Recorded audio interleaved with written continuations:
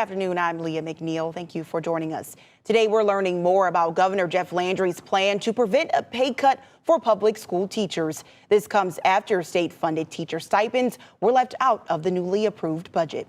Paul Murphy joins us now from Baton Rouge with more on what we can expect moving forward from the governor. Paul.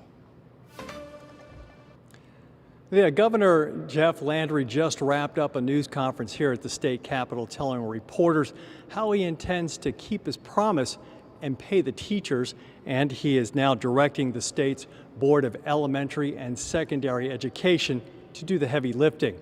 This morning, Governor Landry signed an executive order directing the Department of Education and Bessie to identify and redirect non-instructional expenditures toward teacher pay. It also orders them to protect essential student services such as security, food services, and transportation. The funds for state stipends would come out of the state's $4 billion K-12 funding formula known as the Minimum Foundation Program. He said the cost of the stipends, $2,000 for in-classroom teachers and $1,000 for instructional staff, is about $168 million. The budget that the Louisiana legislature approved Friday does not renew the state's subsidies they've received for the past 3 years.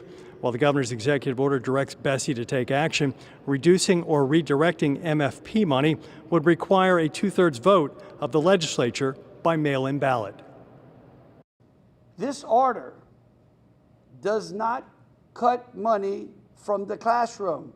I repeat, this money does not cut money from the classroom. It does not reduce teacher salaries, and it does not raise taxes. What it does is it brings transparency, fiscal discipline, and responsibility to a system that has drifted away from its core mission.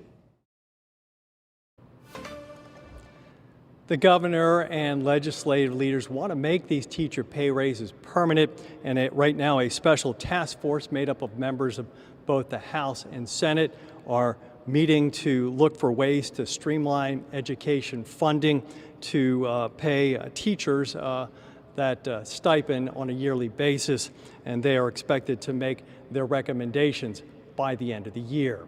At the state capitol in Baton Rouge, Paul Murphy, WWL, Louisiana.